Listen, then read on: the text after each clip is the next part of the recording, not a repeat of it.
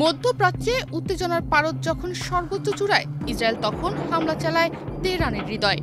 আর তখনই গোপনে উধাও ইসরায়েলের প্রধানমন্ত্রী বেনিয়ামিন নেতানিয়াহু। দুটি যুদ্ধবিমান তার ব্যক্তিগত বিমানের চারপাশে পাহারা দিচ্ছে, আর সেই বিমান ছুটে চলেছে এক গোপন গন্তব্যের দিকে।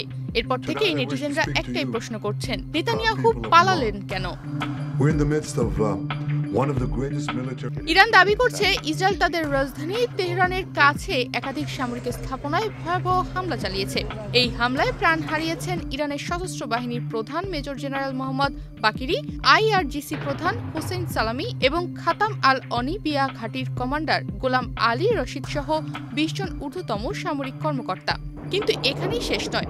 ইরান বলছে এই হামলায় নিহত হয়েছেন ইরানের 6 জন শীর্ষ পরমাণু বিজ্ঞানীও। এখন প্রতিশোধ অনিবার্য, আর তাই ইরান হুমকি দিয়েছে যদি কেউ ইসরায়েলকে সাহায্য করে তাদের সামরিক ঘাঁটি ও জাহাজও তাদের নিশানা হবে। ইরানের রাষ্ট্রীয় সংবাদ সংস্থা ইরনা জানায়, হামলার পরপরই নেতানিয়াহুকে সরিয়ে নেওয়া হয় একটি অজ্ঞাত স্থানে।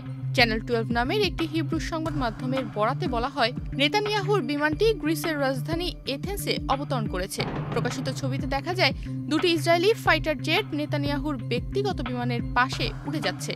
এর মানে এটি ছিল একটি রীতিমতো সামরিক বহর। রাজনৈতিক বিশ্লেষকরা বলছেন এটি ছিল ট্যাকটিক্যাল ইভাকুয়েশন, অর্থাৎ নেতানিয়াহুকে নিরাপদে অন্যত্র সরিয়ে রাখা হয়েছে যাতে যে কোনো প্রতিশোধমূলক ইরানি হামলায় সরকারের নেতৃত্ব অক্ষুণ্ণ থাকে। কিন্তু ইসরায়েলি জনগণ এখন প্রশ্ন তুলছে, প্রধানমন্ত্রী পালাচ্ছেন আর আমরাই সাইরেনের নিচে বসবাস করছি। এতে ইরানের গণবিধ্বংসী অস্ত্র কর্মসূচিতে জড়িত 9 জন বিজ্ঞানীকে নিষ্ক্রিয় করা হয়েছে। তাদের ভাষায় এই হত্যাকাণ্ড ইরানের পারমাণবিক শক্তির মূল শিরায় আঘাত এনেছে।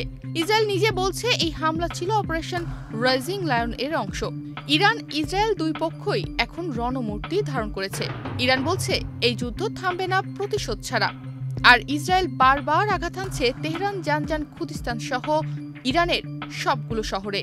কিন্তু এই স্নায়ুযুদ্ধের মাঝখানে দাঁড়িয়ে সকলের মনে একটাই প্রশ্ন, ইরানের সাথে যুদ্ধ বাঁধিয়ে দিয়ে মাঝপথে নেতানিয়াহু পালালেন নিজের জন্য, না পরিকল্পনার অংশ হিসেবে? তনিমা রহমান, বাংলাদেশ প্রতিদিন।